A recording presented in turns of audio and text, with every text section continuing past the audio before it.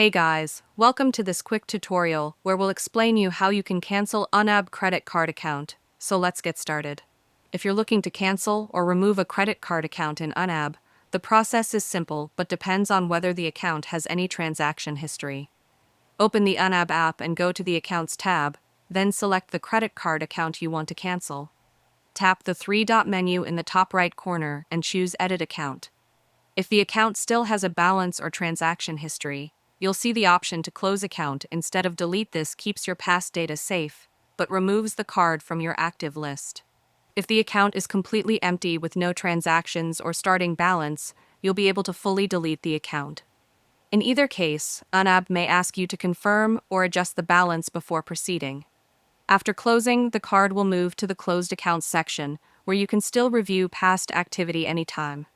This method ensures your budget stays accurate without cluttering your current account list.